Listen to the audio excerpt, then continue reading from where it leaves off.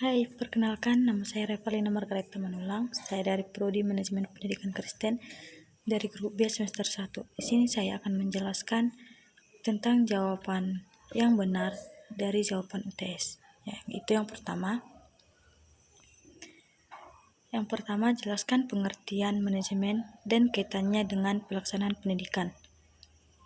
Manajemen adalah proses perorganisasian, perencanaan, pelaksanaan, dan pengendalian sumber daya efisien dan efektif. Kaitannya dalam manajemen adalah pendidikan memastikan bahwa setiap elemen dalam sistem pendidikan dapat bekerja sama dengan harmonis. Yang kedua, jelaskan mengapa manajemen sangat penting bagi setiap organisasi, termasuk organisasi pendidikan.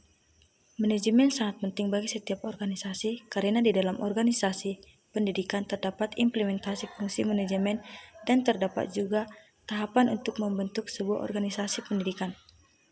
Yang ketiga, jelaskan bagaimana organisasi pendidik, misalnya sekolah, dapat berperan melalui implementasi fungsi manajemen. Yang pertama, perencanaan atau planning. Sekolah perlu merencanakan tujuan pendidikan jangka pendek yang ingin dicapai. Yang kedua, perorganisasian atau organizing. Setelah melakukan perencanaan, sekolah perlu mengorganisir sumber daya seperti tenaga pengajar, staf administrasi, siswa, fasilitas, agar dapat berjalan dengan tersebut. Yang ketiga, pelaksanaan atau executing. Guru mengajar sesuai dengan kurikulum yang telah ditentukan. Yang keempat, jelaskan minimal 10 prinsip manajemen Henry Fayol yang perlu diimplementasikan dalam mengolah sebuah organisasi pendidik. Yang pertama, pembagian kerja. Tugas-tugas yang dibagi menjadi lebih kecil dan terpisah untuk meningkatkan efisiensi dan produktivitas. Yang kedua, wewenang dan tanggung jawab. Manajer harus memiliki wewenang untuk memerintah dan tanggung jawab atas tindakan yang diambil. Yang ketiga, disiplin. Anggota organisasi harus mengikuti dan menghormati aturan dan prosedur. Yang keempat, kesatuan perintah. Setiap karyawan harus menerima perintah satu atasan saja. Yang kelima, kesatuan arah. Semua aktivitas organisasi harus diarahkan menuju tujuan yang sama.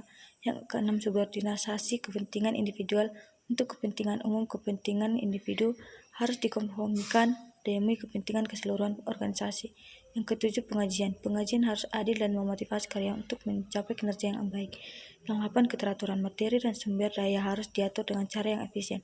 Kesembilan, keadilan dan kejujuran. Karyawan harus diberi jaminan pekerjaan yang adil untuk meningkatkan produktivitas. Yang kesepuluh, stabilitas kondisi karyawan. Stabilitas dalam jabatan dalam karyawan adalah esensial